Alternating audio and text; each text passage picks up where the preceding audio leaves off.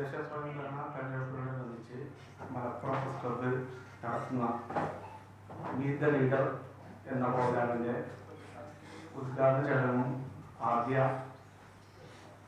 അതിഥിയായി പാണക്കാട് സയ്യിദ് സാദിഖ് അലി ശിഹാബ് തങ്ങൾ എത്തിയിട്ടുണ്ട്.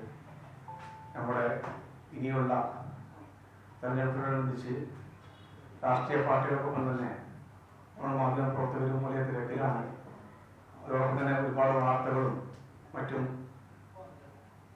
വരുന്ന സാഹചര്യത്തിൽ തങ്ങളുടെ ഈ ആദ്യ മീറ്റ് ദ ലീഡർ പ്രോഗ്രാമോട് കൂടി മലപ്പുറം പ്രസ് ക്ലബ്ബ് തുടക്കം കുറിക്കുന്ന ഈ ചടങ്ങിൽ മുഴുവൻ രാഷ്ട്രീയ പ്രതിനിധികൾ എത്തുമെന്നാണ് പ്രതീക്ഷിക്കുന്നത്. അതോടൊപ്പം തന്നെ ഈ ചടങ്ങ് ഭംഗിയായി തുടർ ദിവസങ്ങളിലും നടത്താൻ നമുക്ക് സാധിക്കട്ടെ. അതിനെല്ലാവരുടെയും പിന്തുണയും ആഗ്രഹിക്കുന്നു.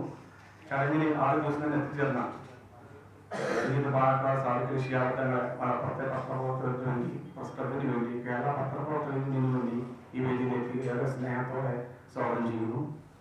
മലപ്പുറം പ്രസ് ക്ലബിന്റെ പ്രസിഡന്റ് എസ് മഹേഷ് കുമാർ, സംസ്ഥാന സമിതിയായ ജയകുമാർ പ്രജോഷേഖൻ, മറ്റു ഭാരവാഹികളായ ബിന്ദു സുബേർക്ക ഉൾപ്പെടെയുള്ള മുതിർന്നവരും മറ്റുള്ളവരും എല്ലാവരെയും ഈ വേദിയിലേക്ക് സ്നേഹത്തോടെ സ്വാഗതം ചെയ്തുകൊണ്ട് ചടങ്ങിൽ അധ്യക്ഷത വഹിക്കാൻ പ്രസ് ക്ലബിന്റെ പ്രസിഡന്റ് എസ് മഹേഷ് കുമാർ ക്ഷണിക്കുന്നു.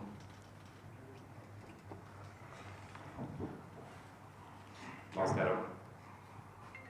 നമ്മളെല്ലാവരും എപ്പോഴും കേരളം കാത്തിരിക്കുന്ന ഒരു ശബ്ദമാണ് പാണക്കാട് സാദിഖ് അലി ശിഹാബ് തങ്ങളുടേത്. അപ്പം തദ്ദേശ തിരഞ്ഞെടുപ്പിന്റെ തിരക്കിലേക്ക് പോകുമ്പം അവിടെ ഒഴിയാത്ത തിരക്കുണ്ട്. ഇന്നലെ രാത്രി ഒരു 9:30 അതിൽ പോകുമ്പോഴുണ്ട് അവിടെ ഒരു ജനക്കൂട്ടമാണ്, ഒരു ഉത്സവം പോലെ ആളുകളുണ്ട്. അവിടെ പത്രിക വാങ്ങാനും കൊടുക്കാനും ചർച്ചകളും ഒക്കെ ആയിട്ട് നിറയെ ആളുകളാണ്. ഇപ്പോഴും അതേ അവിടെ നിന്നാണ് ബഹുമാനപ്പെട്ട തങ്ങൾ അവിടുന്ന് ഓടി വരുന്നത്. അദ്ദേഹം എല്ലാ കാര്യങ്ങൾക്കും കൃത്യമായിട്ട് ഉത്തരം നൽകുന്നുണ്ട്. കൃത്യമായ കാഴ്ചപ്പാടോടുകൂടി അദ്ദേഹം കേരളത്തോട് സംസാരിക്കാറുണ്ട്. അപ്പോൾ അതുകൊണ്ട് ബഹുമാനപ്പെട്ട സാദിഖ് അലി ശിഹാബ് തങ്ങളെ തന്നെ നമുക്ക് ആദ്യ അതിഥിയായി ലഭിച്ചിട്ടുണ്ട്. അതിൻ്റെ സന്തോഷം കൂടി അറിയിക്കുകയാണ്. ഇനി അദ്ദേഹം നമ്മളോട് സംസാരിക്കും. നമുക്ക് അതിനുശേഷം ചോദ്യങ്ങൾ ചോദിക്കാം.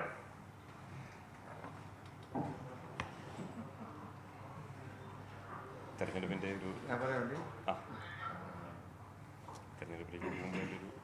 ഏതായാലും മലപ്പുറം പ്രസ് ക്ലബ്ബ് നമ്മളൊരു ഹോം ക്ലബ്ബാണല്ലോ, അതുകൊണ്ട് തന്നെ സന്തോഷമുണ്ട്.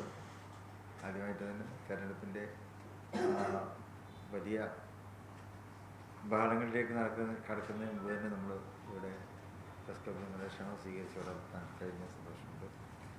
ഏതായാലും പത്രികാ സമർപ്പണമൊക്കെ ആരംഭിച്ചു കഴിഞ്ഞു. സ്ഥാനാർത്ഥികളും ഏതാണ്ട് എല്ലായിടത്തും ഇപ്പോൾ തീരുമാനിക്കപ്പെട്ട് കഴിഞ്ഞിരിക്കുകയാണ്. വാസ്തവത്തിൽ ഇനി തെരഞ്ഞെടുപ്പിൻ്റെ ഒരു തുടർച്ചയിലേക്കാണല്ലോ പോകുന്നത്. ഇപ്പോൾ ത്രിതല പഞ്ചായത്ത് തിരഞ്ഞെടുപ്പ്, അത് കഴിഞ്ഞിട്ട് ഇപ്പോൾ അസംബ്ലി തിരഞ്ഞെടുപ്പ് വൈകാതെ ഉണ്ടാവും എന്നറിയാം. അപ്പോൾ ജനങ്ങളെല്ലാം തന്നെ ആ തെരഞ്ഞെടുപ്പിലേക്ക് അതിൻ്റെ ആ ഒരു മാനസികാവസ്ഥയിലേക്ക് പ്രവേശിച്ച് കഴിഞ്ഞിട്ടില്ല. ഇപ്പോൾ കേരളത്തിൽ ത്രിതല പഞ്ചായത്ത് തിരഞ്ഞെടുപ്പ് എന്ന് പറയുമ്പോൾ കേരളീയ സമൂഹം എപ്പോഴും പ്രാദേശികമായിട്ടുള്ള കാര്യങ്ങളൊക്കെ വളരെ ശ്രദ്ധിക്കുന്നവരാണ് എന്ന് നമുക്കറിയാം. ഒരു രാജ്യം എത്ര തന്നെ വികസിച്ചാലും രാജ്യത്തിൻ്റെ വൻ നഗരങ്ങളിലൊക്കെ വലിയ മാറ്റങ്ങൾ, ഒരു രാജ്യത്തിൻ്റെ പുരോഗതി എന്നൊക്കെ പറയുമ്പോൾ അങ്ങനെയാണ്. ബോംബെ, കൽക്കട്ട, ഡൽഹി, മദ്രാസ്, ബാംഗ്ലൂർ, നമ്മുടെ കൊച്ചി, ഇവിടങ്ങളിലൊക്കെയുള്ള വലിയ വലിയ സംഭവങ്ങൾ, അതാണ് രാജ്യത്തിൻ്റെ പുരോഗതിയായിട്ട് കണക്ക് കൂട്ടപ്പെടുന്നത്. അതേ അവസരത്തിൽ ഒരു പൗരനെ സംബന്ധിച്ചിടത്തോളം രാജ്യത്തിൻ്റെ പുരോഗതി, എൻ്റെ രാജ്യം വികസിച്ചിരിക്കുന്നു എന്ന് അവന് ബോധ്യപ്പെടണമെങ്കിൽ അവൻ്റെ തൊട്ട് മുമ്പിലുള്ള അവൻ്റെ റോഡ് നന്നാകണം, അവൻ്റെ ഗ്രാമത്തിലെ റോഡ് നന്നാവണം, ഗ്രാമത്തിൽ സ്കൂൾ ഉണ്ടാവണം, നല്ല ആശുപത്രി ഉണ്ടാവണം, ജീവിത സൗകര്യങ്ങളൊക്കെ അവൻ്റെ ഗ്രാമത്തിൽ തന്നെ വരണം. അപ്പോഴാണ് രാജ്യത്തിൻ്റെ പുരോഗതി അവൻ്റെ മനസ്സിൽ അല്ലെങ്കിൽ അവന് സ്വയം ബോധ്യപ്പെടുക. അപ്പോൾ ആ നിലയ്ക്ക് ചിന്തിക്കുന്ന ആരെ സംബന്ധിച്ചിടത്തോളം ത്രിതല പഞ്ചായത്ത് തിരഞ്ഞെടുപ്പ് വളരെ പ്രധാനമാണ്. അവിടെ വളരെ അർഹതപ്പെട്ടവർ തന്നെ വിജയിച്ച് വരണം. വികസന കാഴ്ചപ്പാടുള്ളവർ വികസിച്ച് വരണം, വിജയിച്ച് വരണം. അതുപോലെ തന്നെ ഓരോരുത്തർക്കും ഓരോരുടെ രാഷ്ട്രീയം ഉണ്ടാവും. ആ രാഷ്ട്രീയ പ്രതിബദ്ധതയ്ക്കനുസരിച്ച് ഉള്ള സ്ഥാനാർത്ഥികൾക്ക് വിജയിച്ച് വരണമെന്ന് വിശ്വസിക്കുന്നവരാണ് ഏതൊരു സാധാരണ പൗരനും. പിന്നെ നമ്മുടെ സംസ്ഥാനം എന്ന് പറയുമ്പോൾ ഒരു പ്രബുദ്ധ സംസ്ഥാനമാണ്. ഒരു പ്രബുദ്ധ സംസ്കാരമുള്ള ഒരു പ്രബുദ്ധരായിട്ടുള്ള ആളുകളാണ് നമ്മുടെ സംസ്ഥാനത്തുള്ളത്. അപ്പോൾ അവരൊക്കെ തന്നെ ത്രിതല പഞ്ചായത്തിനെയും വളരെ ഗൗരവത്തോടെ കാണുന്നുണ്ട്. പിന്നെ മാത്രമല്ല, ഈ ത്രിതല പഞ്ചായത്തുകളിലൊക്കെ ഒരു സ്ത്രീ ശാക്തീകരണത്തിൻ്റെ ഒരു വേദി കൂടിയാണ്. അസംബ്ലിയിലേക്കും പാർലമെൻറ്റിലേക്കൊക്കെ പുരുഷാധിപത്യം തുടരുമ്പോഴും ത്രിതല പഞ്ചായത്തിൽ സ്ത്രീകളുടെ ആധിപത്യമാണ് കൂടുതൽ. പേരിന് ഒരു 50% താഴെയാണ് സംവരണം യഥാർത്ഥത്തിലുള്ളത്. പക്ഷേ പ്രായോഗിക തലത്തിലേക്ക് വരുമ്പോൾ 60%-ലേറെ സ്ത്രീകൾ മത്സരിക്കുന്നുണ്ട്, അല്ലെങ്കിൽ മത്സരിച്ച് ജയിച്ചു വരുന്നുണ്ട്. അപ്പോൾ ഇതൊക്കെ തന്നെ കുടുംബങ്ങളിലൊക്കെ വലിയ താല്പര്യം ഉണ്ടാക്കുന്ന ഒരു കാര്യം കൂടിയാണ്. കാരണം കുടുംബിനിമാർക്കും വികസന പ്രക്രിയയിൽ പങ്കാളികളാകുവാൻ കഴിയും. അവർക്കും അവരുടെ ജനപ്രതിനിധികളെ എപ്പോഴും കാണുവാനും കിട്ടുവാനും സാധിക്കുന്നു എന്നുള്ളതും ത്രിതല പഞ്ചായത്തിൻ്റെ ഒരു പ്രത്യേകതയാണ്. അപ്പോൾ സാമൂഹ്യ പുരോഗതി അല്ലെങ്കിൽ രാഷ്ട്ര പുനർനിർമ്മാണത്തിൽ സാധാരണക്കാർക്ക് കൂടി പങ്ക് ആധികാരികമായിട്ട് തന്നെ നൽകുന്ന ഒരു തിരഞ്ഞെടുപ്പ് എന്നുള്ള നിലയ്ക്ക്, ഒരു സംവിധാനം എന്നുള്ള നിലക്കാണ് ത്രിതല പഞ്ചായത്തും കാണുന്നത്. പ്രത്യേകിച്ച് നമ്മുടെ കേരളത്തെ പോലെ ഒരു വിവിധ സംസ്ഥാനത്ത് വിദ്യാഭ്യാസവും ഒക്കെ സാക്ഷരത നിലവാരത്തിലൊക്കെ മുന്നിൽ നിൽക്കുന്ന നമ്മുടെ കേരളീയ സമൂഹം അതുപോലെ തന്നെ എപ്പോഴും വാർത്തകൾ കാണുകയും വിശകലനം ചെയ്യുകയും, ഇപ്പോൾ പത്രം വായിക്കുന്നില്ലെങ്കിലും, കാരണം ഇപ്പോൾ അങ്ങനെയാണല്ലോ, ഇപ്പോൾ സോഷ്യൽ മീഡിയ സജീവമായിരിക്കുന്ന കാലത്ത് എല്ലാവരും എപ്പോഴും അതിൽ ബോധവൽക്കരണം കിട്ടിക്കൊണ്ടിരിക്കുന്നു. ഓരോ കാര്യത്തിനും അവർക്ക് അപ്ഡേഷൻ ലഭിച്ചുകൊണ്ടിരിക്കുന്നു. അങ്ങനെ ഒരു സംവിധാനത്തിൽ ഞങ്ങളുടെ നാട്ടിൽ എന്ത് വേണമെന്ന് തീരുമാനിക്കാനുള്ള തെരഞ്ഞെടുപ്പ്, ആ തെരഞ്ഞെടുപ്പിലേക്കാണ് ഇപ്പോൾ കേരളം കടന്നു വന്നിട്ടുള്ളത്. നമ്മുടെ ജില്ലയും ആ കാര്യത്തിൽ വളരെ ഊർജ്ജസ്വലതയോടെ തന്നെ പങ്ക് വഹിക്കുന്നുണ്ട്. ഇവിടെ ഇപ്പോൾ ഞാനിപ്പോൾ എൻ്റെ ഒരു വീക്ഷണത്തിലൂടെ പറയുമ്പോൾ UDF-ന് ഭൂരിപക്ഷമുള്ള ഒരു ജില്ലയാണ്. 75%-ലേറെ പഞ്ചായത്തുകൾ UDF-ആണ് ഭരിച്ചുകൊണ്ടിരിക്കുന്നത്. ബ്ലോക്ക് പഞ്ചായത്തുകളും അതുപോലെ തന്നെ ജില്ലാ പഞ്ചായത്തിലും ഒരു വലിയ ആധിപത്യം തന്നെ ഇവിടെ UDF-നെ സംബന്ധിച്ചിടത്തോളം ഉണ്ട്. അപ്പോൾ അവരുടെയൊക്കെ ഭരണം വളരെ ജനകീയമായിട്ടും ജനങ്ങൾ ഇഷ്ടപ്പെടുന്ന രീതിയിലൊക്കെ ഭരിച്ചിട്ടുള്ള ഒരു പ്രദേശം എന്നുള്ള ഒരു ആത്മവിശ്വാസം UDF-നെ സംബന്ധിച്ചിടത്തോളം ഉണ്ട്. ഇപ്പോൾ UDF ഞങ്ങൾ മുസ്ലിം ലീഗിനെ സംബന്ധിച്ചിടത്തോളം മുസ്ലിം ലീഗിൻ്റെ ഭൂരിപക്ഷം പഞ്ചായത്ത് പ്രസിഡന്റുമാരും മുസ്ലിം ലീഗാണ്. ബ്ലോക്കും അങ്ങനെ തന്നെയാണ്. മുസ്ലിം ലീഗിന് ഭൂരിപക്ഷമുള്ള ജില്ലാ പഞ്ചായത്തുകൾ. മുസ്ലിം ലീഗ് ആകട്ടെ കഴിഞ്ഞ 5 വർഷക്കാലത്ത് ഓരോ പഞ്ചായത്തിൽ നിന്ന് പറയാം, ജില്ലാ പഞ്ചായത്ത് തലത്തിൽ, മണ്ഡലം തലത്തിൽ, ബ്ലോക്ക് തലത്തിൽ, അതുപോലെ തന്നെ ജില്ലാ അവിടുത്തെയൊക്കെ ജനപ്രതിനിധികൾ എന്ത് ചെയ്തു എന്നുള്ള കാര്യം നിരന്തരമായി നിരീക്ഷിക്കുന്ന സംവിധാനം ലീഗിനെ സംബന്ധിച്ചിടത്തോളം ഉണ്ടായിരുന്നു. അവർ തങ്ങളുടെ വാർഡിൽ, തങ്ങളുടെ പഞ്ചായത്തിൽ, തങ്ങളുടെ ബ്ലോക്കിൽ, അതുപോലെ തന്നെ ജില്ലയിൽ, തങ്ങളുടെ ഡിവിഷനുകളിൽ എന്തെല്ലാം ചെയ്തുകൊണ്ടിരിക്കുന്നു എന്നുള്ള കാര്യം എന്നുള്ളത് നേതൃത്വത്തെ ബോധ്യപ്പെടുത്തേണ്ടതുണ്ടായിരുന്നു. അപ്പോൾ അതുകൊണ്ട് തന്നെ അവരുടെ പെർഫോമൻസ് ഞങ്ങൾക്കെപ്പോഴും മനസ്സിലാക്കുവാൻ കഴിഞ്ഞിരുന്നു. ആ പെർഫോമൻസിൻ്റെ അടിസ്ഥാനത്തിൽ തന്നെയാണ് ഇപ്പോൾ പുതിയ പഞ്ചായത്തിലേക്കും ബ്ലോക്കിലേക്കും ജില്ലാ ഡിവിഷനിലേക്കും തന്നെ നമ്മൾ പുതിയ സ്ഥാനാർത്ഥികളെ നിർണയിച്ചിട്ടുള്ളത്. പ്രത്യേകിച്ച് യുവ രക്തത്തിന് ഞങ്ങൾ മുൻതൂക്കം കൊടുത്തിട്ടുണ്ട് എന്നുള്ളൊരു ആത്മവിശ്വാസം ഞങ്ങളെ സംബന്ധിച്ചിടത്തോളം ഉണ്ട്. പുതുമുഖങ്ങളാണ് സ്ഥാനാർത്ഥി ലിസ്റ്റിൽ കൂടുതൽ. പത്രക്കാരൊക്കെ അത് എഴുതിയിട്ടുള്ളതാണ്. പുതുമുഖങ്ങൾക്കും നല്ല മുൻതൂക്കം ലീഗ് കൊടുക്കുകയുണ്ടായി. മാത്രമല്ല എല്ലാ വിഭാഗത്തിൽപ്പെട്ടവർക്കും, വിദ്യാർത്ഥികൾ, യുവാക്കൾ, എന്നതുപോലെ തന്നെ തൊഴിലാളി മേഖലയിൽ പ്രവർത്തിക്കുന്നവർ, അതോടൊപ്പം തന്നെ പരിചയസമ്പത്തുള്ളത് അവരെയും മാറ്റി നിർത്തിയിട്ടില്ല. അത് ഒരു അനിവാര്യ ഘടകമാണല്ലോ. അവരെയൊക്കെ ഞങ്ങൾ ഉൾപ്പെടുത്തിക്കൊണ്ടാണ് സ്ഥാനാർത്ഥി ലിസ്റ്റിന് മുൻതൂക്കം കൊടുത്തിട്ടുണ്ട്. പിന്നെ ഇപ്പോൾ പ്രവാസി സമൂഹം എന്നുള്ളൊരു വിഭാഗമുണ്ടല്ലോ നമ്മുടെ സമൂഹത്തിൽ. ഗൾഫിൽ നിന്നും അത് വിദേശ രാജ്യങ്ങളിൽ നിന്നൊക്കെ മടങ്ങിയെത്തി നാട്ടിൽ തന്നെ. സത്യത്തിൽ അവരെ പ്രവാസികൾ നിൽക്കാൻ പാടില്ല, നാട്ടുകാർ തന്നെയാണ്. പക്ഷെ നമ്മളെന്തോ അങ്ങനെ ഒരു ഇത് വന്നു കഴിഞ്ഞു. അപ്പോൾ പ്രവാസ ജീവിതം മതിയാക്കി നാട്ടിലെത്തിയവർക്ക് അവർക്കും പ്രത്യേകമായ സംഘടനകളുണ്ട്. അപ്പോൾ അവരെയും ഉൾപ്പെടുത്തിക്കൊണ്ടൊക്കെയുള്ള സ്ഥാനാർത്ഥി ലിസ്റ്റിന് രൂപം കൊടുക്കുവാൻ നമുക്ക് കഴിഞ്ഞിട്ടുണ്ട്. അപ്പോൾ വളരെ ആത്മവിശ്വാസത്തോടെയാണ് UDF ത്രിതല പഞ്ചായത്തിന് കേരള ഇന്ത്യ മലപ്പുറത്തായാലും മറ്റ് ജില്ലകളിലായാലും ഒക്കെ തന്നെ വളരെ ആത്മവിശ്വാസത്തോടെയാണ് ഈ തെരഞ്ഞെടുപ്പിനെ നേരിട്ടുകൊണ്ടിരിക്കുന്നത്. ചോദ്യങ്ങൾ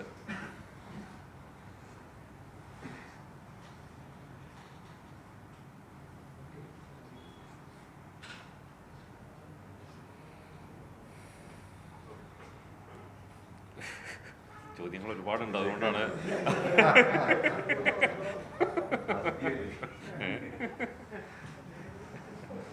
കഴിഞ്ഞ തവണയൊക്കെ UDF നല്ല ഐക്യം കണ്ടിരുന്നു. പക്ഷെ പല പഞ്ചായത്തുകളിലും കോൺഗ്രസും ലീഗും ഒക്കെ വേർതിരിച്ച് മത്സരിക്കുക, പരസ്പരം വിഫലങ്ങൾ പ്രഖ്യാപന പുസ്തകങ്ങളൊക്കെ ഉണ്ടല്ലോ. ഞങ്ങളെ സംബന്ധിച്ച് ഈ തവണയാണ് ഏറ്റവും പ്രശ്നങ്ങൾ കുറഞ്ഞ ഒരു തെരഞ്ഞെടുപ്പ് എന്ന് വിശ്വസിക്കുന്നവരാണ്. നിങ്ങൾക്കൊക്കെ ബോധ്യപ്പെട്ടിട്ടുണ്ടാവും. നിങ്ങളൊക്കെ ഇപ്പോൾ നമ്മുടെ വീട്ടിലൊക്കെ എപ്പോഴും വരുന്നവരാണ്. പലപ്പോഴും പ്രശ്നങ്ങൾ തീർക്കാൻ വേണ്ടി അവിടെ തിരക്കുണ്ടാകാറുണ്ട്. ഇത്തവണ അങ്ങനെ ഉണ്ടായിട്ടില്ല. പ്രശ്നങ്ങൾ വളരെ കുറവായിരുന്നു. ഇവർ പ്രശ്നങ്ങൾ ഉണ്ടാവും, അവിടെയൊക്കെ തന്നെ അത് അതാത് മേഖലയിൽ തന്നെ ചർച്ച ചെയ്ത് ഒക്കെ പരിഹരിക്കപ്പെടുന്നുമുണ്ട്. പ്രശ്നം സ്വാഭാവികമാണല്ലോ. എല്ലായിടത്തും ഓരോ പാർട്ടിക്കാർക്കും അതിൻ്റേതായിട്ടുള്ള താല്പര്യങ്ങളുണ്ടാവും, ഓരോ പ്രദേശത്തും നേതാക്കന്മാർക്ക് അതിൻ്റേതായിട്ടുള്ള താല്പര്യങ്ങളുണ്ടാവും. അത് പറയും. അപ്പോൾ അങ്ങനെ പ്രശ്നം ഉണ്ടാകുമ്പോൾ അവിടെ അഭിപ്രായ വ്യത്യാസം ഉണ്ടാകുമ്പോൾ അവിടെ ചർച്ച ചെയ്ത് അതൊരു അന്തിമ തീരുമാനത്തിൽ എത്താറുണ്ട്. വളരെ പ്രശ്നം കുറഞ്ഞ ഒരു അവസരമായിട്ടാണ് ഞങ്ങൾ ഈ 2025 ഈ ത്രിതല പഞ്ചായത്തിനെ നമുക്ക് മനസ്സിലാക്കാൻ കഴിഞ്ഞു. മുമ്പ് കാണാത്ത ലീഗിൽ പല സ്ഥലത്തും അടിയിറക്കുന്നുണ്ട്. നമ്മൾ വിഷ്വലൊക്കെ വാർത്താമാധ്യമങ്ങളൊക്കെ വന്നാൽ പല സ്ഥലത്തും ലീഗുകാർ പരസ്പരം അടിക്കുക, തെരുവിലടിക്കുന്ന ഒരവസ്ഥ വരെയാണ്. അതൊക്കെ ഒറ്റപ്പെട്ട അവരിവിടെയൊക്കെ ഉണ്ടാവും. അതല്ലാതെ അതിനൊരു പൊതുവായിട്ട് അതിനൊന്നും കാണേണ്ടതില്ല. ലീഗ് ശക്തിപ്പെടുമ്പോൾ കുറച്ച് അഭിപ്രായ വ്യത്യാസം ഉണ്ടാവും, കുറച്ച് ശക്തി ഉണ്ടാവും, അത്രേ ഉള്ളൂ. അതല്ലാതെ അതൊന്നും പരിഹരിക്കപ്പെടാത്തൊരു പ്രശ്നവും ലീഗിലില്ല. നിയമസഭയ്ക്ക് മുമ്പുള്ള ഒരു സെമി ഫൈനലാണല്ലോ തെരഞ്ഞെടുപ്പ്. അതെ. അപ്പം കഴിഞ്ഞ തവണത്തേക്കാൾ വലിയൊരു മുന്നേറ്റം ഇത്തവണ കാണിക്കാൻ പറ്റുന്നു. തുടർഭരണം കിട്ടിയ സാഹചര്യം. അപ്പോൾ തദ്ദേശത്തിൽ വളരെ സീരിയസ് ആയിട്ട് പരമാവധി സീറ്റുകൾ നേടിയെടുക്കാനുള്ള ശ്രമം തന്നെയല്ലേ? അതെ. അന്തിമ ഫൈനൽ എന്ന് പറയുമ്പോൾ ഇപ്പോൾ അസംബ്ലി തിരഞ്ഞെടുപ്പിലേക്കുള്ള ഒരുക്കങ്ങളാണ്. അപ്പോൾ അതിലേക്ക് നല്ലൊരു ആത്മധൈര്യവും ആത്മവിശ്വാസമൊക്കെ ജനങ്ങൾക്ക് കൊടുക്കാവുന്ന ഒരു റിസൾട്ടായിരിക്കണം ത്രിതല പഞ്ചായത്തിൽ വരേണ്ടത് എന്ന് എല്ലാവർക്കും അറിയാവുന്നൊരു കാര്യമാണ്. ആ നിലക്ക് തന്നെയാണ് പാർട്ടിയും മുന്നണിയും ഒക്കെ പ്രവർത്തിച്ച് കൊണ്ടിരിക്കുന്നത്. അതിനനുസൃതമായിട്ട് തന്നെയാണ് സ്ഥാനാർത്ഥികളെയൊക്കെ ഞങ്ങൾ പ്രഖ്യാപിച്ചിട്ടുള്ളത്. സെമി ഫൈനലിലാകുമ്പോൾ നല്ലോണം കളിക്കണമല്ലോ, നല്ല ഫൈനലിൽ എത്തുള്ളൂ. അപ്പോൾ അതിനു വേണ്ടി നല്ല വാക്ചാതുര്യമുള്ളവരുണ്ട്, അതുപോലെ തന്നെ പ്രവർത്തന മികവുള്ള ആൾക്കാരുണ്ട്. അവരൊക്കെ ഉൾപ്പെടുത്തിയിട്ട് ആണ് സ്ഥാനാർത്ഥി ലിസ്റ്റ് ഞങ്ങൾ ഉണ്ടാക്കിയിട്ടുള്ളത്. സ്ഥാനാർത്ഥി ലിസ്റ്റ് തന്നെ വിജയത്തിൻ്റെ ആദ്യ കടമ്പയാണല്ലോ. അത് വിജയകരമായിട്ട് ഞങ്ങൾക്ക് കടക്കുവാൻ കഴിഞ്ഞിരിക്കുന്നു എന്നുള്ള വിശ്വാസം ഞങ്ങൾക്കൊക്കെ. സംസ്ഥാന തലത്തിൽ വിഭജനം തെക്കൻ മേഖലയിൽ മുസ്ലിം ലീഗിന് കാര്യമായ സീറ്റ് കിട്ടിയില്ല എന്ന് പരാതികൾ വരുന്നുണ്ടോ, അതോ തെക്കൻ മേഖലയിലൊക്കെ പ്രാതിനിധ്യമുണ്ടോ? തെക്കൻ മേഖലയിൽ പരാതി ഇല്ല എന്ന് ഞാൻ പറയുന്നില്ല. തെക്കൻ മേഖലയിൽ മുന്നണി സംവിധാനത്തിൻ്റെ ഭാഗമായിട്ട് മുസ്ലിം ലീഗിനും ഇവിടെ അർഹതപ്പെട്ട സീറ്റുകൾ ലഭിക്കേണ്ടതാണ്. പക്ഷേ അതിൻ്റെയൊക്കെ ചർച്ചകൾ നടന്നുകൊണ്ടിരിക്കുകയാണ്. അന്തിമ ഘട്ടത്തിൽ അതെല്ലാം പരിഹരിച്ചുകൊണ്ട് മുസ്ലിം ലീഗിന് അർഹതപ്പെട്ട സീറ്റുകൾ ജില്ലാ പഞ്ചായത്തിലേക്കായാലും മറ്റ് ബ്ലോക്കിൽ സാധാരണ ഗ്രാമപഞ്ചായത്തിലേക്കായാലൊക്കെ തന്നെ അതൊക്കെ സജീവമായിട്ടുള്ള ചർച്ച നടക്കുന്നു. ഇന്നും തിരുവനന്തപുരത്ത് ചർച്ച നടക്കുന്നുണ്ട്. അതുപോലെ തന്നെ മറ്റോരോ ജില്ലാ ആസ്ഥാനങ്ങളിലും അതിൻ്റേതായിട്ടുള്ള ആളുകളുമായിട്ടൊക്കെ മുന്നണി നേതാക്കളൊക്കെ ചർച്ച ചെയ്തുകൊണ്ടിരിക്കുന്നുണ്ട്. തീർച്ചയായിട്ടും അതൊക്കെ പരിഹരിക്കപ്പെടും എന്ന് തന്നെയാണ് പ്രതീക്ഷ.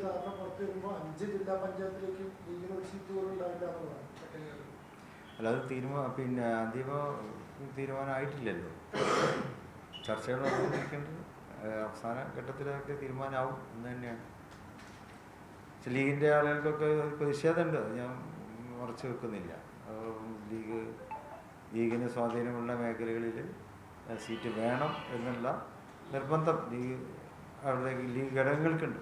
അത് മുന്നണി നേതൃത്വത്തെ ബോധ്യപ്പെടുത്തിക്കൊണ്ടിരിക്കുന്നു.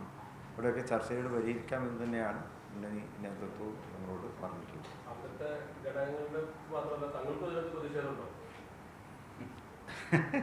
അല്ല, ഘടകങ്ങൾ അവരാണല്ലോ ഓരോ പ്രദേശത്തും അതാത് പ്രദേശത്തെ പാർട്ടി ഘടകങ്ങളും പാർട്ടി പ്രവർത്തകരും അവർ പറയുന്ന അഭിപ്രായമാണ് നമ്മൾ കേൾക്കേണ്ടത്. ഔദ്യോഗികമായിട്ട് കോൺഗ്രസ് പാർട്ടി അറിയിച്ചിട്ടുണ്ടോ? UDF സംഘടനത്തെ അറിയിച്ചിട്ടുണ്ടോ? ഉണ്ട്. നേതൃത്വത്തെ അറിയിച്ചിട്ടുണ്ട്. ജില്ലാ നേതൃത്വം അതുപോലെ തന്നെ സംസ്ഥാന UDF നേതൃത്വത്തിലും അത് ചർച്ചയ്ക്ക് അവരൊക്കെ അത് സമയാസമയങ്ങളിൽ ഇവരെ അറിയിച്ചുകൊണ്ടിരിക്കുന്നുണ്ട്. അപ്പോൾ അന്തിമ ഘട്ടത്തിലൊക്കെ തീരുമാനമാവും എന്ന് തന്നെയാണ് പ്രതീക്ഷിക്കുന്നത്. തെക്കൻ ജില്ലകളിൽ ലീഗിനെ പരിഗണിക്കില്ല എന്ന് പറയുന്നത് മലബാറിൽ പറയുന്നത് മലപ്പുറം ജില്ലയിൽ കോൺഗ്രസിനെ വേണ്ട രീതിയിൽ ലീഗ് പരിഗണിക്കുന്നില്ല പരാതി കോൺഗ്രസിനുണ്ട്. പലയിടത്തും കോൺഗ്രസിന്റെ സിറ്റിംഗ് വാർഡുകളിൽ ലീഗ് റിബെല്ലൻ നടത്തുന്നു. കോൺഗ്രസിന്റെ ഉപ അധ്യക്ഷ പദവികൾ എടുത്തു കളയുന്നു. നിലവിലെ വർദ്ധിച്ച ഒരു സീറ്റ് പോലും ഒരിടത്തും ലീഗ് കോൺഗ്രസിന് കൊടുത്തിട്ടില്ല. അപ്പോൾ അതൊരു ഈ വിവേചനം ലീഗ് കോൺഗ്രസിനോട് കാണിക്കുന്നില്ലേ? അതൊന്നുമില്ല, അതൊന്നും അങ്ങനെ ഞാൻ പറയില്ല. കാരണം ലീഗും കോൺഗ്രസും ഒക്കെ വളരെ സൗഹാർദ്ദത്തോടെ തന്നെയാണ് പോകുന്നത്. സീറ്റ് വിഭജനത്തിൻ്റെ കാര്യത്തിലായാലും പിന്നെ മറ്റേത് തിരഞ്ഞെടുപ്പിൻ്റെ ഏത് ഘട്ടത്തിലും വളരെ സൗഹാർദ്ദത്തോടെയാണ് പോകുന്നത്. പിന്നെ ആദ്യഘട്ടങ്ങളിലൊക്കെ അവകാശവാദം എല്ലാവരും ഉന്നയിക്കും. സീറ്റിൻ്റെ കാര്യത്തിൽ ഉന്നയിക്കും, സ്ഥാനാർത്ഥിയുടെ കാര്യത്തിൽ ഉന്നയിക്കും. അതൊക്കെ സ്വാഭാവികമാണ്. അപ്പോൾ അതൊക്കെ ആയിരിക്കാം നിങ്ങൾ ഇപ്പോൾ പറയാൻ കാരണം. ഏതായാലും അന്തിമഘട്ടത്തിലെത്തുമ്പോൾ ഒക്കെ വളരെ ശാന്തതയിലേക്ക് വരും. വളരെ സൗഹൃദത്തോടെ തന്നെ കാര്യങ്ങളൊക്കെ മുന്നോട്ട് പോകും. ഈ 3 തവണ വ്യവസ്ഥ കഴിഞ്ഞ തവണ മുസ്ലിം ലീഗ് തദ്ദേശ നടപ്പിലാക്കി. ഇത്തവണ അത് നടപ്പിലാക്കുമായിരുന്നു, അതിനൊക്കെ സൂചന ഉണ്ടായിരുന്നു. പിന്നീട് അതിലൊരു ഇളവ് നൽകുന്ന ഒരു സർക്കുലർ ഇറക്കി. പിന്നീട് അതിൽ തന്നെ നിയന്ത്രണം ഏർപ്പെടുത്തുന്ന ഒരു പത്രം കൊടുത്തു. എന്താണ് ഈ ഇളവ് വരുത്താനുള്ള കാരണം? ഇളവ് വരുത്താനുള്ള കാരണം എന്ന് വെച്ചാൽ ഞങ്ങൾ അത് തീരുമാനിച്ചപ്പോൾ ഏതാണ്ട് ഒരു 15 വർഷമായിരിക്കും ഒരാൾ കിട്ടുക. അതുപോലെ നേരത്തെ തന്നെ മത്സരരംഗത്തുള്ളവർ ഒരു 40-45 വയസ്സാകുമ്പോഴേക്ക് അവർക്ക് പിന്നെ മത്സരിക്കാനുള്ള ഒരു വേദിയൊന്നും കിട്ടാതെ വരികയാണ്. അപ്പോൾ അങ്ങനെയുള്ളവർക്ക് അവർക്കൊരു പിന്നെ അവർക്ക് കൂടി ഇനിയും ഒരു പ്രതീക്ഷ നൽകുന്ന വിധത്തിൽ ഒരു തവണ മാറി നിന്ന് വീണ്ടും അവർക്ക് മത്സരിക്കാൻ പറ്റും എന്നുള്ള ഒരു ഇതാണ് തീരുമാനിച്ചത്. അങ്ങനെയാണ് ഇപ്പോൾ പോകുന്നത്. തുടർച്ചയായിട്ട് മത്സരിച്ചവർക്ക് സീറ്റ് ഉണ്ടാവില്ല. അതേസമയത്ത് ഒരു തവണ മാറി നിന്നവർക്ക് പിന്നെ അവർക്ക് തിരഞ്ഞെടുപ്പിൽ മത്സരിക്കാവുന്നതാണ്. തങ്ങളെ വിശേഷിപ്പിച്ചത് സെമി ഫൈനലാണെന്നുള്ളത്. അപ്പോൾ ഫൈനലിൽ മുമ്പുള്ള സ്ട്രാറ്റജിയും കാര്യങ്ങളൊക്കെ തീരുമാനിക്കുന്ന സെമിയിലാണല്ലോ. അപ്പോൾ ഈ ഒരു 3 തവണ മത്സരിച്ചവർ മാറി നിൽക്കുന്ന ഒരു തീരുമാനം അത് കുറച്ച് എതിർപ്പുകളും കാര്യങ്ങളൊക്കെ വന്നു. അതിൽ നിന്ന് ഈ പറയുന്ന നിയമസഭാ തെരഞ്ഞെടുപ്പ് ആവുമ്പോൾ ഒരു തീരുമാനത്തിൽ എന്തെങ്കിലും അളവ് കൊടുക്കണം, അങ്ങനെ എന്തെങ്കിലും ഒരു ആലോചനയിലേക്ക് എത്തിയിട്ടുണ്ട്? നമ്മളിപ്പോൾ ത്രിതല പഞ്ചായത്തിലെ കാര്യത്തിൽ അന്ന് 3 തവണ നിർബന്ധം പിടിച്ചിരുന്നു. അതിന് മുകളിലേക്ക് നമ്മൾ തീരുമാനം എടുത്തിരുന്നില്ല. നിയമസഭയിൽ 3 തവണ അല്ല, അത് ഉറപ്പിക്കാൻ പറ്റില്ല. ചിലപ്പോൾ മാറ്റം വന്നേക്കും. പിന്നെ പാർട്ടിക്ക് അധികാരമുണ്ടല്ലോ ആരൊക്കെ മത്സരിപ്പിക്കേണ്ടത്. ചിലർക്ക് ചിലപ്പോൾ ഇളവ് കൊടുക്കേണ്ടി വരും. അത് ആ സമയത്ത് നമുക്ക് പറയാം. വെൽഫെയർ പാർട്ടിക്ക് മികച്ച പരിഗണനയാണ് മലപ്പുറം ജില്ലയിൽ കഴിഞ്ഞ തവണത്തെ ഒരു ഇരട്ടി സീറ്റൊക്കെ കോൺഗ്രസ് പല സീറ്റുകളും ലീഗിന്റെ സീറ്റുകളാണ് വാർഡുകളാണ് കൊടുക്കുന്നത്. അതൊരു നിയമസഭ മുൻകണ്ടുള്ളൊരു ടാക്ടിക്സ് ആണോ?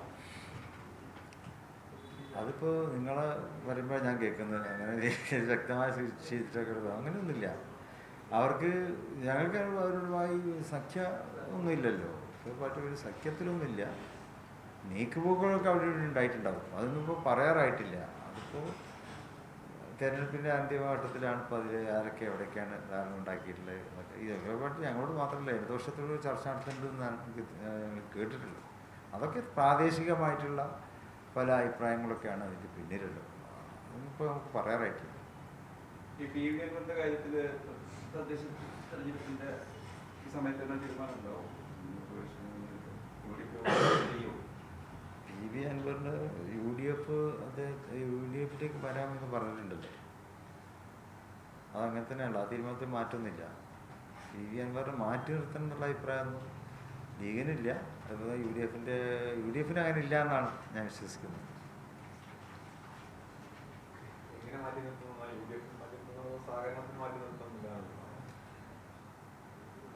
അല്ല, സഹകരിക്കുക എന്നുള്ളതാണല്ലോ മാറ്റി നിർത്താതിരിക്കുക എന്ന് പറയുന്നത്. സഹകരിക്കാൻ ഞങ്ങൾക്ക് ബുദ്ധിമുട്ടില്ല.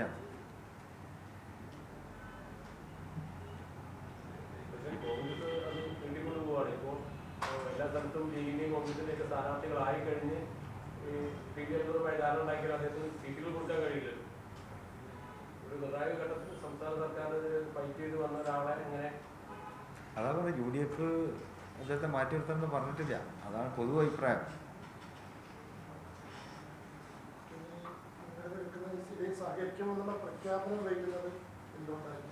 ആരുമായി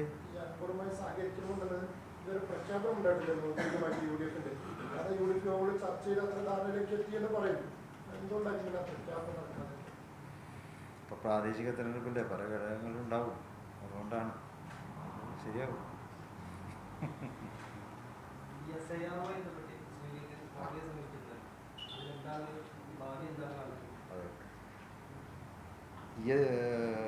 SIR പിന്നെ ഇപ്പോൾ കേരളത്തിനെ സംബന്ധിച്ച് നമ്മളിപ്പോൾ കേരളത്തിലെ വിഷയമാണ് ഇപ്പോൾ നമുക്ക് പ്രധാനം. ഇപ്പോൾ നമ്മുടെ നിയമസഭാ പഞ്ചായത്ത് തെരഞ്ഞെടുപ്പ് നടക്കുകയാണ്. ഈ SIRന്റെ അതിൻ്റെ ഒരു ബുദ്ധിമുട്ട് എന്നുള്ളത് പലപ്പോഴും പലർക്കും വോട്ട് നഷ്ടപ്പെടാനുള്ള സാഹചര്യം ഉണ്ട് എന്നുള്ളതാണ്. ബീഹാർ അതിൻ്റെ ഏറ്റവും വലിയ ഉദാഹരണമാണ്. അവിടെ നേരത്തെ തന്നെ വോട്ടർ പട്ടികയിൽ പേര് ചേർക്കപ്പെട്ടവർ പോലും പതിറ്റാണ്ടുകളായി വോട്ട് ചെയ്യുന്നവർ പലരും ലക്ഷക്കണക്കിന് ആളുകൾക്ക് അവിടെ വോട്ട് നഷ്ടപ്പെട്ടു. അപ്പോൾ SIRന് അവിടെ വളരെ ധൃതി കൂടി, അവിടെ ഇലക്ഷൻ കമ്മീഷനോട് ധൃതി കൂട്ടി ആളുകൾക്ക് രേഖകൾ കൊടുക്കാനും മറ്റൊന്നും സമയം കിട്ടിയില്ല എന്നാണ് മനസ്സിലാക്കാൻ കഴിഞ്ഞത്. അതുകൊണ്ടാണ് അവർക്ക് വോട്ട് നഷ്ടപ്പെട്ടത്. ആ വോട്ട് നഷ്ടപ്പെട്ടതിൻ്റെ ഫലമായി അവിടെ തെരഞ്ഞെടുപ്പ് റിസൾട്ട് ഏകപക്ഷീയമായി മാറുകയുണ്ടായി. അവിശ്വസനീയമായ വിധത്തിലുള്ളൊരു റിസൾട്ടാണ് അവിടെ വന്നത്. ഇപ്പോൾ ലാലുവിൻ്റെ പാർട്ടിയൊക്കെ കഴിഞ്ഞ തവണ ഏതാണ്ട് 85 സീറ്റിലോളം അവർ വിജയിച്ചിട്ടുള്ളത്. അങ്ങനെയുള്ള പെട്ടെന്നാണ് അവരുടെ സീറ്റ് 3-1 ചുരുങ്ങുന്നത്. അപ്പോൾ രാഷ്ട്രീയമായിട്ട് സത്യത്തിൽ അങ്ങനെ സംഭവിക്കാൻ പാടില്ലാത്തതാണ്. ഒറ്റയടിക്ക് ജനങ്ങളുടെ മനസ്സിൽ അങ്ങനെ മാറ്റമുണ്ടാകുമെന്ന് പ്രതീക്ഷിക്കുന്നു. അപ്പോൾ വോട്ടർ ലിസ്റ്റിൽ ഉണ്ടായിട്ടുള്ള മറിമായമാണ്, വോട്ടർ തള്ളിയത് കൊണ്ടാണ് അങ്ങനെയൊക്കെ ഇപ്പോൾ മനസ്സിലായിക്കൊണ്ടിരിക്കുന്നു. അതിനെക്കുറിച്ച് കൂടുതൽ അന്വേഷണങ്ങൾ നടത്തേണ്ടതും വെളിച്ചത്ത് കൊണ്ടുവരേണ്ടതുമാണ്. അപ്പം അത്തരമൊരു സാഹചര്യം ഈ SIRന്റെ വിഷയത്തിൽ ഉണ്ടാകുമ്പോൾ കേരളത്തിലും അങ്ങനെ ഉണ്ടായിക്കൂടാ, അത്തരത്തിലുള്ള ആവർത്തനം കേരളത്തിൽ ഉണ്ടായിക്കൂടാ എന്നതിൻ്റെ അടിസ്ഥാനത്തിൽ തന്നെയാണ് ഇപ്പോൾ കേരള ഗവൺമെൻറ് കേസിന് പോയിട്ടുണ്ട്, മുസ്ലിം ലീഗും കേസിൽ പോയി, കോൺഗ്രസും കേസിന് പോയിട്ടുണ്ട്, ഇന്ത്യ മുന്നണിയെ പല കക്ഷികളും ഇതിനു വേണ്ടി കേസ് സുപ്രീം കോടതി കേസിന് പോയിട്ടുണ്ട്. അപ്പോൾ SIR ഫലപ്രദമല്ല, അതുപോലെ തന്നെ അത് ഒരു ആരോഗ്യകരമായ ഒരു വോട്ടിംഗ് രീതിയല്ല അത് എന്നിപ്പോൾ എല്ലാവരും മനസ്സിലാക്കിക്കൊണ്ടിരിക്കുന്നു. UDFന്റെ തെരഞ്ഞെടുപ്പ് മാനിഫെസ്റ്റോ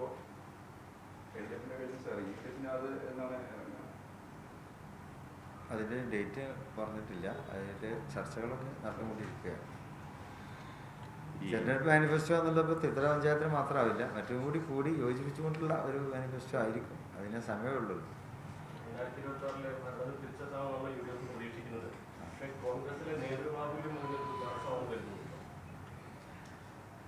2026 ഒരു മാറ്റം വേണം. UDF മാത്രമേ കേരള സമൂഹം തന്നെ, കേരളീയ സമൂഹത്തിൻ്റെ തന്നെ ഒരു ആവശ്യമാണ്. കേരളത്തിൽ ഒരു നല്ല ഭരണം ഇവിടെ തിരിച്ചു കൊണ്ടുവരേണ്ടതുണ്ട്.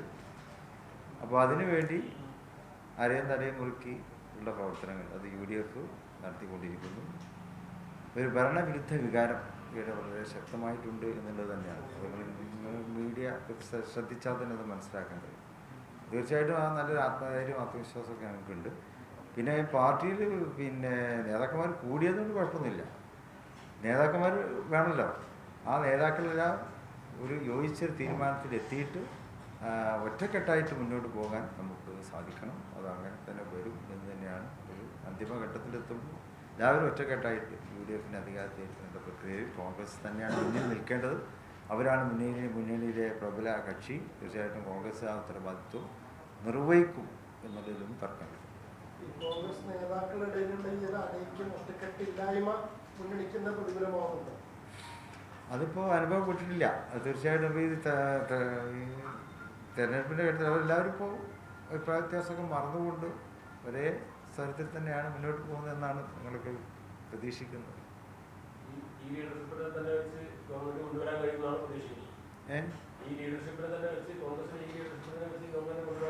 അതെ, എല്ലാ ലീഡർമാരുണ്ടല്ലോ, അവരെല്ലാവരും ഒറ്റക്കെട്ടായിട്ട് ആ രംഗത്തുണ്ട്. ഈ ബീഹാർ മാതൃകയിൽ 10,000 രൂപ സ്ത്രീകൾക്ക് പോലെയാണ് ഇപ്പോൾ ഇടതുപക്ഷ ഗവൺമെന്റ് പെൻഷൻ ഈ തെരഞ്ഞെടുപ്പിനോടനുബന്ധിച്ച് അക്കൗണ്ടിൽ മറ്റ് ബെനിഫിഷ്യറി സ്കീമുകളും എത്തുന്നത്. അപ്പൊ അതിനെ ലീഗ് എങ്ങനെയാണ് കാണുന്നത്? തെരഞ്ഞെടുപ്പ് ഒരു സുഖമല്ലാത്ത രീതിയിൽ അട്ടിമറിക്കാനുള്ള ഒരു സർക്കാർ ശ്രമമായിട്ടാണ് കാണുന്നത്. ഗവൺമെൻറ്റിൻ്റെ ആ ഉദ്ദേശശുദ്ധി നമ്മൾ പരിശോധിക്കേണ്ടതുണ്ട്. അത് ഇതിപ്പോൾ ജയലളിത പരീക്ഷ ജയിച്ച ഒന്നാണ്. അവർ സാരിയാണ് കൊടുത്തിരുന്നത്. ഇപ്പോൾ ബീഹാറിൽ 10,000 ഉറുപ്പിക കൊടുത്തു. അപ്പോൾ ഇങ്ങനെയുള്ള ആനുകൂല്യങ്ങളൊക്കെ തന്നെ ജനാധിപത്യത്തിൻ്റെ വില കുറക്കുന്നുണ്ട് എന്നുള്ളത് നമ്മൾ മനസ്സിലാക്കും.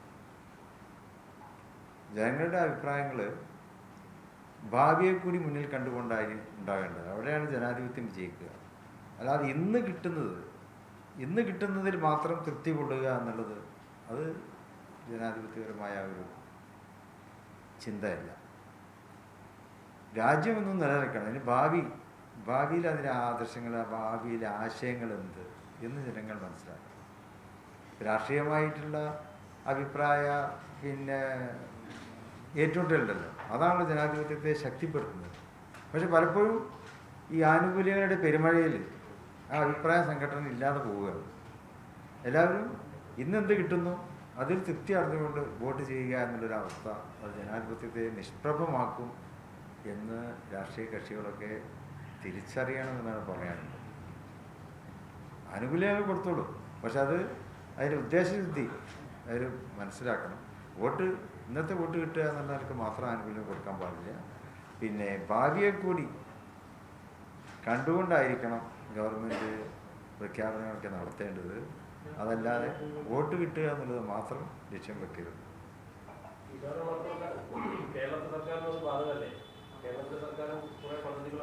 അതെ, തീർച്ചയായിട്ടും. ഇപ്പോൾ ഈ നമ്മുടെ അനുഭവങ്ങൾ വെച്ച് നോക്കുമ്പോൾ, അടുത്ത കാലത്തുണ്ടായ അനുഭവങ്ങൾ വെച്ച് നോക്കുമ്പോൾ കേരള ഗവൺമെൻറ് ഇപ്പോൾ ചെയ്യുന്നത് അത് ഗുണത്തിലേറെ ദോഷം ചെയ്തേക്കും. പക്ഷെ കേരളത്തിലെ ജനങ്ങളെ അങ്ങനെ വിലക്കെടുക്കാൻ കഴിയും എന്നെനിക്ക് തോന്നുന്നില്ല. അവരൊക്കെ പ്രബുദ്ധരാണ്. ഇങ്ങനെ കുറച്ച് പൈസ കിട്ടുമ്പോഴേക്കും ആശയങ്ങളെ മറക്കുക എന്നത് കേരളീയ സമൂഹത്തിൽ നിന്നും ഉണ്ടാവുകയില്ല എന്നാണ് നമ്മൾ പ്രതീക്ഷിക്കുന്നത്. വയനാട് ദുരന്തത്തിലുള്ളവർക്ക് ലീഗ് പ്രഖ്യാപിച്ച വീട് നിർമ്മാണം ഘട്ടത്തിലെത്തി.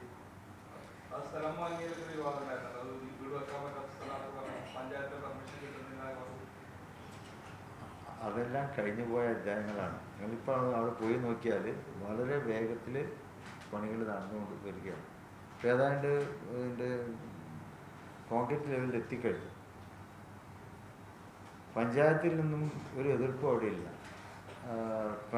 പ്ലാനിംഗ് ബോർഡിൽ നിന്നും ഒരു എതിർപ്പില്ല.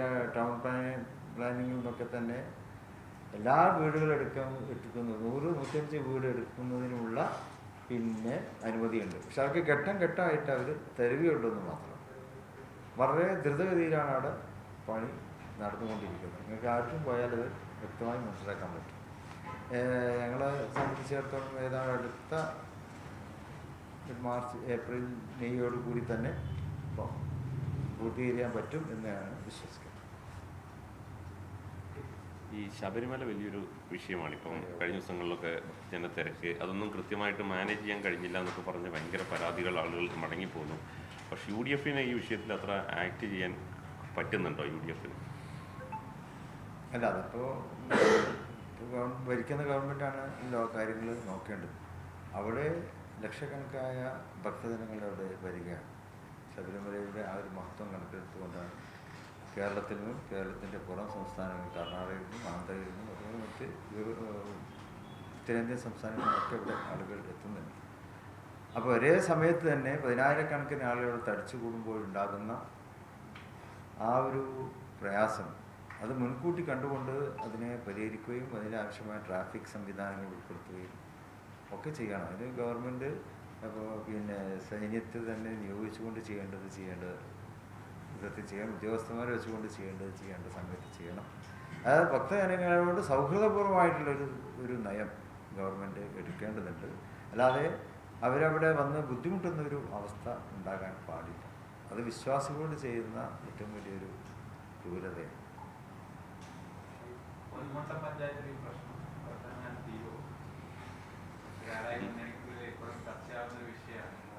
പൊന്മുണ്ടം എന്നുള്ളത് അതൊരു പ്രത്യേക പ്രതിഭാസമാണ്. മലപ്പുറത്തെ രാഷ്ട്രീയ പ്രതിഭാസമാണ് പെരുമുണ്ടം. പൊന്മുണ്ടം അത് ത്രിതല പഞ്ചായത്തിൽ മാത്രമേ അത് അങ്ങനെ പ്രതിഫലിക്കാറുള്ളൂ. അതേ സമയത്ത് അവിടെ ലീഗും കോൺഗ്രസും വളരെ സൗഹൃദത്തിലാണ്. പക്ഷെ തെരഞ്ഞെടുപ്പ് ആകുമ്പോൾ മാത്രം അതേ അവസരത്തിൽ അസംബ്ലിയിലും ലോക്സഭാ തെരഞ്ഞെടുപ്പുമൊക്കെ മുസ്ലിം ലീഗും കോൺഗ്രസും വളരെ സജീവമായി പ്രവർത്തിക്കുന്നു. മിക്കവാറും മുസ്ലിം ലീഗിൻ്റെ സ്ഥാനാർത്ഥികളാണല്ലോ അവിടെ നിയമസഭയിലേക്കും ലോക്സഭയിലേക്കും മത്സരിക്കാറുള്ളത്. അത് കോൺഗ്രസ് ശക്തമായി അവിടെ കോൺഗ്രസ് പ്രവർത്തകന്മാർ വോട്ട് നൽകാറുണ്ട്. UDF-നോട് വിജയിക്കുവാനും കഴിയാറുണ്ട്. തിരുത്തല പഞ്ചായത്തിലെ പ്രത്യേക പ്രതിഭാസമായിട്ട് അങ്ങനെ തുടർന്നു പോകുന്നുണ്ട്.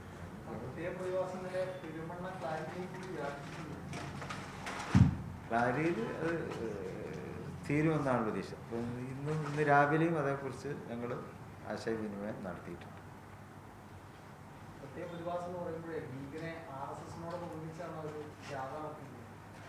ഞാനതിൻ്റെ ഉള്ളുകളിലേക്ക് പോകുന്നില്ല.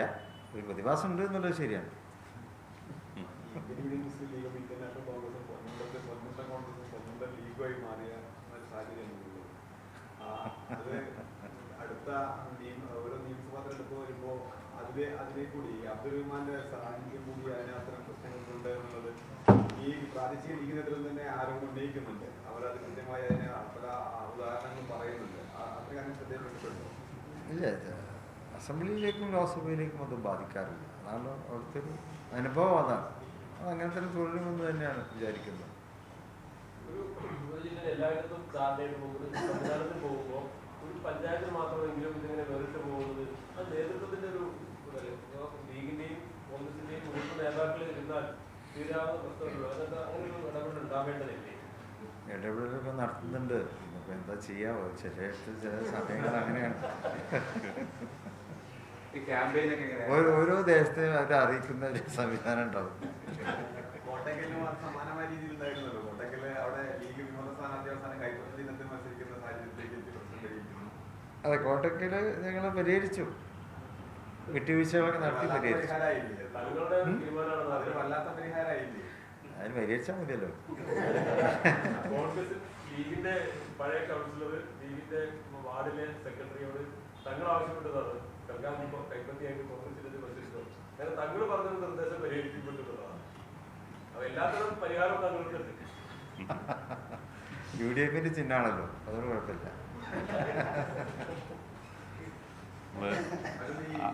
KT ജലീല് പലപ്പോഴായി പറയാറുണ്ട് പാണക്കാട് തങ്ങൾ പേരുകളും കുടുംബത്തിന്റെ പേരും ഉപയോഗിച്ചുകൊണ്ട് ട്രസ്റ്റുകളുണ്ട്. ആ ട്രസ്റ്റുകളിൽ വലിയ സാമ്പത്തിക തട്ടിപ്പ് നടക്കുന്നു. പക്ഷെ അതിൽ പിന്നീട് കേസുമായി പോയി കഴിഞ്ഞിട്ടുണ്ടെങ്കിൽ അവരെ ഭീഷണിപ്പെടുത്തുന്ന ആ രീതി പണം വാങ്ങിയവരുണ്ട്.